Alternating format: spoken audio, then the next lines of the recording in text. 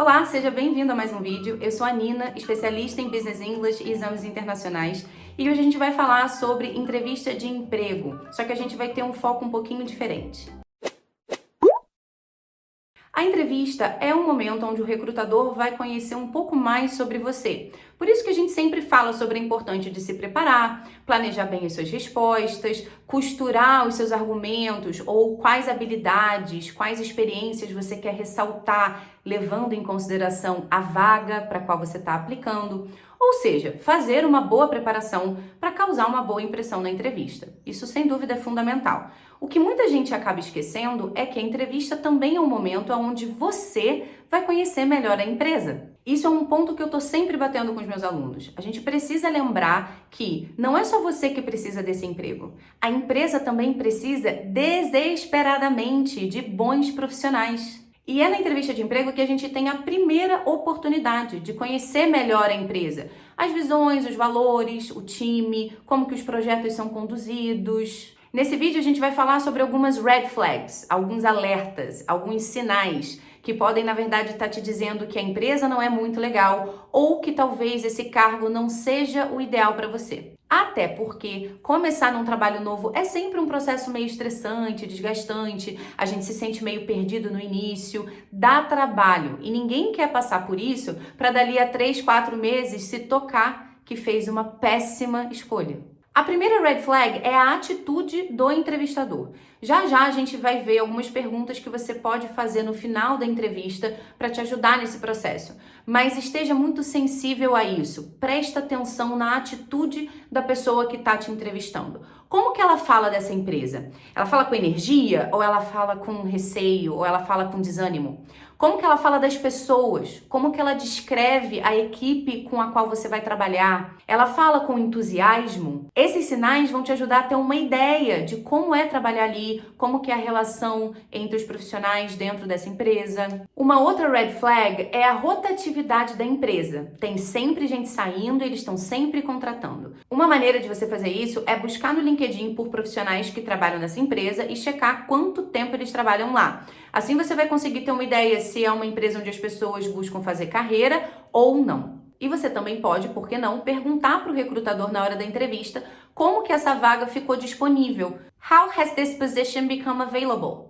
How has this position become available? Como que essa vaga ficou disponível? E aí ele vai te dizer se a pessoa foi promovida, se a pessoa pediu demissão, se ela foi demitida. Enfim, você vai conseguir entender um pouco mais sobre o contexto. A terceira red flag é a reputação da empresa. Pesquise, busque, pergunte. A última coisa que você quer é cair numa roubada. E sim, tem muita roubada por aí. Joga o nome da empresa no Google e pesquisa com cuidado. Tem alguns sites que podem te ajudar também nesse processo. Glassdoor é um deles. Vault e o Indeed. Dentro dessas plataformas você consegue fazer uma pesquisa bem legal sobre a empresa. E uma outra ideia também é mandar mensagem no LinkedIn para profissionais que trabalham lá e perguntar para eles como que é a experiência deles dentro da empresa. Eu sei que a princípio pode parecer um pouco esquisito, né? Como é que eu vou mandar mensagem para alguém que eu nem conheço, né? Pedindo feedback do lugar onde ela trabalha.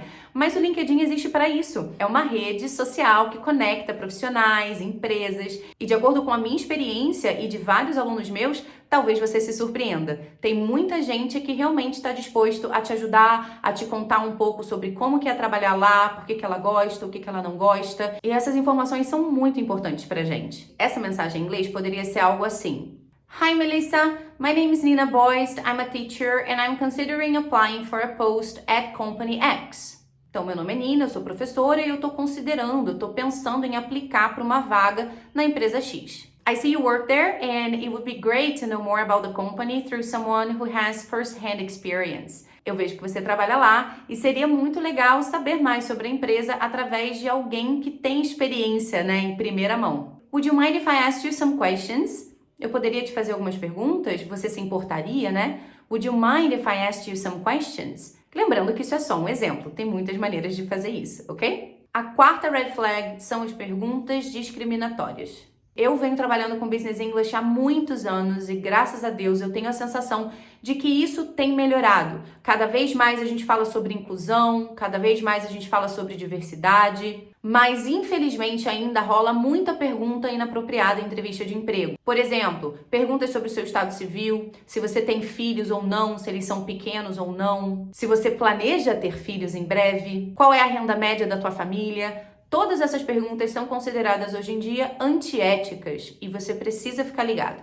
Agora eu vou te dar algumas sugestões de perguntas que podem te ajudar a entender melhor a empresa.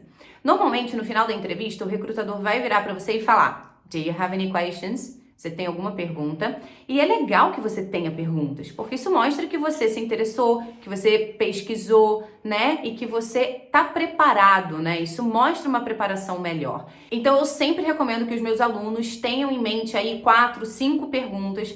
Por quê? Pode acontecer que ao longo da entrevista o recrutador acabe respondendo algumas das perguntas que você tinha para fazer no final e aí chega no final da entrevista você não tem mais pergunta nenhuma para fazer. Então eu sempre recomendo que você pense aí em pelo menos umas 5 perguntas para que você tenha sim algumas para fazer no final da entrevista. O primeiro tipo de pergunta são aquelas sobre a cultura da empresa, né? The company's culture. Isso é interessante porque você, nesse processo, está dando ao recrutador a oportunidade de falar um pouco sobre a experiência dele na empresa.